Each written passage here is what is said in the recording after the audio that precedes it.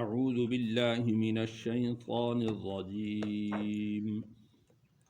بسم اللہ الرحمن الرحیم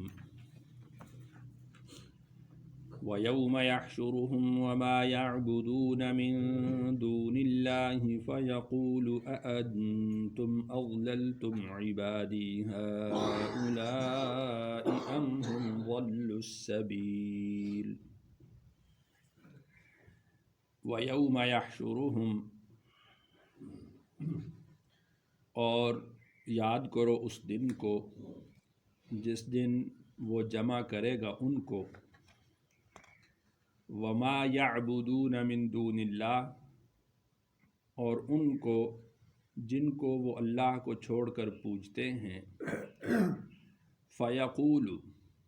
کون سی آیت ہے؟ آیت نمبر 17 سورۃ فرقان۔ فَيَقُولُ، پھر وہ کہے گا، اَأَنْتُمْ أَضْلَلْتُمْ عِبَادِي، کیا تم نے گمراہ کیا میرے بندوں کو، هَؤُلَاءِ، ان بندوں کو، أَمْ هُمْ ضَلُّوا السَّبِيلَ، یا وہ خود ہی راہ بھٹک گئے تھے۔ تو چونکہ کافر وہ آخرت کے منکر ہیں، تو اس لیے اللہ تعالیٰ نے آخرت کے واقعہ کو یہاں پر بیان کیا ہے کہ وہ مشرک، وہ منکر جو اللہ کو چھوڑ کر دوسروں کو پوجتے ہیں، اللہ کے علاوہ کوئی بھی ہو، وہ نبی ہو، وہ پیغمبر ہو، وہ ولی ہو، وہ بت ہو، وہ درخت ہوں، وہ ستارے ہوں، وہ سورج ہو، کچھ بھی ہو، جس کو بھی اللہ کے علاوہ وہ پوجتے ہیں، وہ سارے کے سارے اس میں شامل ہیں۔ فَيَقُولُ، بعض جو انبیاء علیہم الصلاۃ ہیں، یا اولیاء کرام ہیں، صوفیاء ہیں، بزرگان دین ہیں، وہ تو چونکہ بحیثیت انسان محشر کے میدان میں ہوں گے،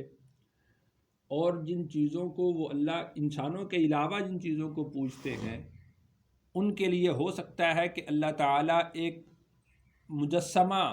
قائم کریں، صورت مثالی قائم کریں اور ان کو کھڑا کریں سامنے، اس لیے کہ اللہ تعالیٰ تو ہر ایک کو بولنے کی طاقت دینے پر قادر ہے۔ جو درختوں کو پوجتے ہیں، اللہ تعالیٰ درختوں کو مجسمہ عطا کر دیں، مثالی صورت عطا کریں اور ان کو وہاں کھڑا کریں۔ جو سورج کو پوجتے ہیں، ستاروں کو پوجتے ہیں، اور جو دوسرے بتوں کو پوجتے ہیں، ہو سکتا ہے اللہ تعالیٰ ان کو صورت مثالی عطا کریں۔ دیکھیں، جو بت بنایا جاتا ہے وہ بھی پتھر سے، لکڑی سے، مٹی سے، یہ بھی تو اللہ کی مخلوق ہے، اس کو بھی اللہ بولنے کی طاقت دے سکتے ہیں، قوت دے سکتے ہیں، تو وہاں پر ان کی صورت مثالی بنا کر کھڑی کر دی جائے۔ فَيَقُولُ،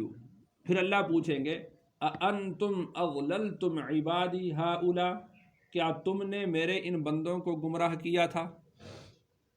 پوچھیں گے، اللہ ان سے سوال کریں گے، تم تو سب میری مخلوق تھے، بتاؤ تم نے میرے بندوں کو گمراہ کیا؟ أَمْ هُمْ ضَلُّوا السَّبِيلَ، یا یہ لوگ خود ہی گمراہ ہو گئے تھے، یعنی سوء استعداد کی وجہ سے، اپنی غفلت کی وجہ سے، اپنی بدبختی اور شقاوت کی وجہ سے، یہ خود ہی اپنے غرور اور تکبر کی وجہ سے خود یہ گمراہ ہوئے۔ اب بتاؤ۔ قالو، تو وہ کہیں گے، سبحانک، اے اللہ تو پاک ہے، یعنی ہم تیری پاکی بیان کرتے ہیں، یہ لوگ جو آپ کے ساتھ شریک ٹھہرایا کرتے تھے، ہم اس سے بیزار ہیں، تو ہر قسم کے شریک سے پاک ہے، سبحانک، تو پاک ہے۔ ما کان ینبغی لنا، نہیں ہے مناسب ہمارے لیے، ان نتخذ من دونک من اولیاء، کہ ہم بنائیں تیرے علاوہ کوئی مددگار۔ ہمارے لیے تو یہ بات جائز نہیں تھی کہ ہم تیرے علاوہ کسی کو اپنا ولی مقرر کرتے، تیرے علاوہ کسی کو اپنا معبود ٹھہراتے، تیرے علاوہ کسی کو اپنا الہ مانتے۔ ما کان ینبغی لنا ان نتخذ من دونک من اولیاء ولکن متعتہم، لیکن تو نے ان کو آسودگی دی، وآباءہم، اور ان کے آباء و اجداد کو، حتیٰ نسوا الذکر، یہاں تک کہ یہ نصیحت کو بھول گئے، وکانوا قوما بورا، اور یہ لوگ ایسے تھے کہ جو ہلاکت والی قوم تھی۔ یعنی اے اللہ ہم نے تو یہ بالکل ان کو نہیں کہا، ہماری تعلیمات یہ نہیں تھی کہ تم اللہ کو چھوڑ کر ہمیں معبود بنا لینا، لیکن تو نے ان کو آسودگی دی، تو نے ان کو مال و دولت دیا، تو نے ان کو آسائشیں دی، تو چاہیے تو یہ تھا کہ یہ ان نعمتوں کے شکرانے میں تیرے سامنے جھک جاتے، یہ ان نعمتوں میں لگ کر ان کی عقل پر پردہ پڑ گیا، ان کے دل سیاہ ہو گئے، ان لوگوں نے ان نعمتوں کو گناہوں کے اندر استعمال کیا کہ جس کی وجہ سے ان کے دلوں پر تیری معرفت کا نور نہ آ سکا۔ وَلَٰكِن مَتَّعْتَهُمْ، اے اللہ تو نے ان کو آسودگی دی، وَآبَاءَهُمْ، اور ان کے آباء و اجداد کو، حتیٰ نسوا الذکر، یہاں تک کہ یہ نصیحت کو بھول گئے۔ جس کو جس درجہ کی نعمت دی اس نے اس درجہ کی نافرمانی شروع کر دی، جس کو تو نے حکومت اور سلطنت اور بادشاہت دی وہ خدائی کے دعوے تک جا پہنچا اور انا ربکم الاعلیٰ کے دعوے تک کرنے لگا۔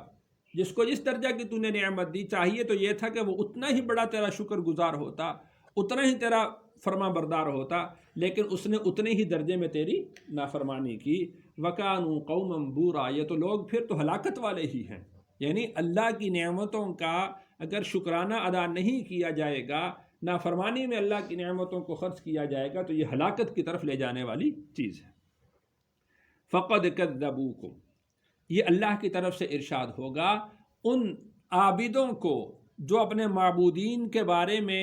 یہ کہا کرتے تھے کہ ہم ان کی عبادت کرتے ہیں، ہم ان کو خوش کریں گے، یہ اللہ کو خوش کر دیں گے، ہماری ان کے آگے ہے اور ان کی اللہ کے آگے ہے۔ اللہ ان سے کہیں گے فَقَدْ كَذَّبُوكُمْ، لو بھائی انہوں نے تمہیں جھٹلا دیا ہے، جن کو تم پوجا کرتے تھے اور جن کے بارے میں تم بڑے بڑے دعوے کیا کرتے تھے کہ وہ ہمیں بچا لیں گے، وہ ہمیں چھڑا لیں گے، ہم ان کے ساتھ ہو جائیں گے، وہ ہمارا ہاتھ پکڑ لیں گے اور ہمیں کھینچ کر لے جائیں گے۔ فَقَدْ كَذَّبُوكُمْ، لو بھائی انہوں نے تمہیں جھٹلا دیا، بِمَا تَقُولُونَ، جو تم کہا کرتے تھے، تمہارے سارے دعوے دھرے کے دھرے رہ گئے، تمہارے سارے دعوے ختم ہو گئے، کسی کام نہیں آئے، انہوں نے تمہیں جھٹلا دیا۔ فَمَا تَسْتَطِيعُونَ صَرْفًا وَلَا نَصْرًا، اب تم نہیں طاقت رکھتے پھیرنے کی اور نہ ہی مدد کی۔ یہ جو اب اللہ کی گرفت آ گئی ہے،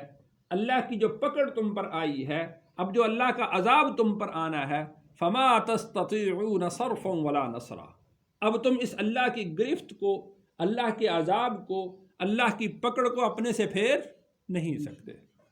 اور آج جب تمہیں اللہ نے پکڑا ہے تو اللہ کی پکڑ سے کوئی بچا نہیں سکتا، ولا نصرا، اور نہ ہی کوئی مدد کر سکتا ہے۔ وَمَن يَظْلِم مِّنكُمْ، اور جو شخص ظلم کرے تم میں سے، نُذِقْهُ عَذَابًا كَبِيرًا، ہم چکھائیں گے اس کو بہت بڑا عذاب۔ یہاں پر ظلم سے مراد شرک ہے، اس لیے کہ اللہ تعالیٰ نے قرآن مجید میں ایک دوسری جگہ پر ارشاد فرمایا کہ ان الشرک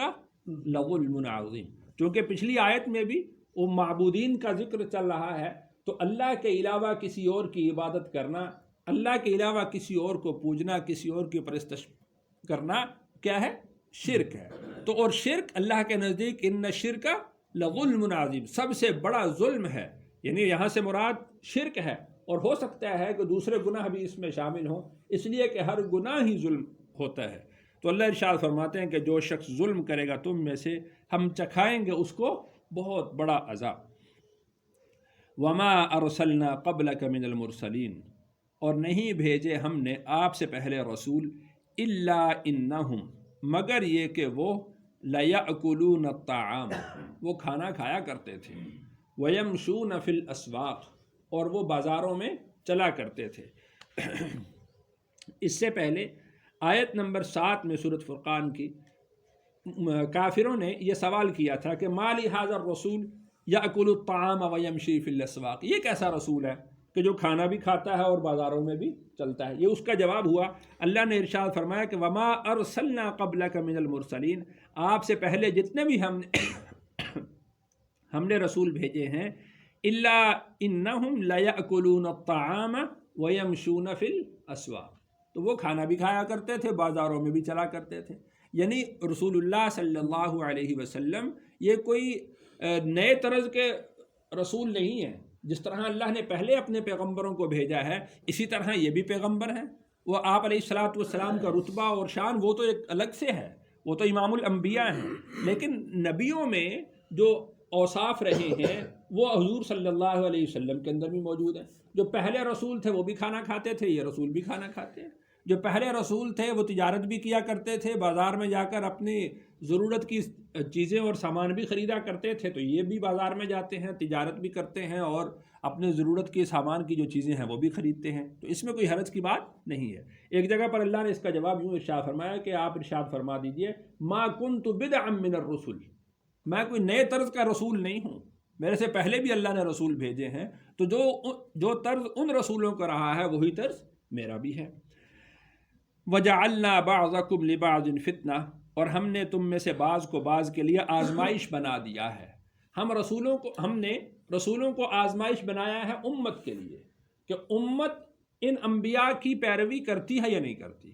امت ان انبیاء کی اطاعت اور فرما برداری کرتی ہے یا نہیں کرتی، امت ان انبیاء کی تصدیق کرتی ہے یا نہیں کرتی، امت جو ہے وہ ان انبیاء علیہ الصلاۃ والسلام کے اقوال کی، افعال کی پیروی کرتی ہے، اس کی اطاعت میں لگتی ہے یا نہیں لگتی، آزمائش ہو گئے۔ اسی طریقہ سے ہم نے رسولوں کے لیے آزمائش بنا دی ہے امت کو۔ اب ایسا تو نہیں ہے کہ وہ رسولوں نے آ کر کہا ہو کہ میں اللہ کا پیغمبر اور رسول ہوں تو لوگوں نے فوراً سے ہی تصدیق کر دی ہو۔ اب لوگوں نے بڑے سوالات بھی کیے ہیں، بڑے یعنی مشکلات کے اندر ڈالا، آزمائشوں میں ڈالا، تکالیف میں ڈالا۔ اب یہ دیکھنا ہے، اللہ نے آگے ارشاد فرما دیا کہ اتصبرون، جو تمہیں آزمائش میں مبتلا کیا گیا انبیاء علیہ الصلاۃ والسلام کو، یہ اس لیے کہ کیا تم صبر کرتے ہو یا نہیں کرتے۔ یعنی جو امت کی طرف سے، عوام کی طرف سے، لوگوں کی طرف سے انبیاء علیہ الصلاۃ والسلام پر پریشانیاں آتی ہیں، اب یہ اللہ تعالیٰ نے انبیاء علیہ الصلاۃ والسلام پر یہ آزمائش ڈالی کہ وہ ان پریشانیوں کے مقابلے میں، ان مصیبتوں کے مقابلے میں ان کی طرف سے جو دل خراش باتیں ہوتی ہیں، دل خراش واقعات پیش آتے ہیں، ان پر یہ انبیاء علیہ الصلاۃ والسلام صبر کرتے ہیں یا صبر نہیں کرتے۔ تو وَجَعَلْنَا بَعْضَكُمْ لِبَعْضٍ فِتْنَةً، بعض کو بعض کے لیے ہم نے آزمائش بنا دیا ہے۔ وَكَانَ رَبُّكَ بَصِيرًا، اتصبرون، کیا تم صبر کرتے ہو یا نہیں کرتے، یعنی انبیاء علیہ الصلاۃ والسلام کے لیے یہ سوال ہے۔ وَكَانَ رَبُّكَ بَصِيرًا، اور تیرا رب دیکھنے والا ہے۔ یعنی جو کچھ لوگ دونوں طرف سے ہو رہے ہیں، جو کر رہے ہیں لوگ، تو اللہ تعالیٰ ان دونوں کو دیکھ رہا ہے۔ انبیاء علیہ الصلاۃ والسلام کے اس صبر کو بھی دیکھ رہا ہے، انبیاء علیہ الصلاۃ والسلام کی ان محنتوں کو بھی دیکھ رہا ہے کہ جو وہ دن میں، رات میں، سردی میں، گرمی میں، بارش میں، دھوپ میں، ہر موقع پر انبیاء علیہ الصلاۃ والسلام جو محنت کر رہے ہیں وہ اللہ کے سامنے ہے، اور اس کے مقابلے میں امت ان کی کتنی پیروی کر رہی ہے، ان کو کس کس طریقے سے تکلیف پہنچا رہی ہے، ان کے اوپر کس کس طریقے سے آوازیں جو ہیں وہ کسے جا رہے ہیں، اور کس کس طریقے سے ان پر سوالات کیے جا رہے ہیں۔ وَكَانَ رَبُّكَ بَصِيرًا، تیرا رب سب کچھ دیکھ رہا ہے۔ اللہ تعالیٰ سے دعا ہے اللہ تعالیٰ مجھے اور آپ کو حق کی اتباع کی توفیق نصیب فرمائے۔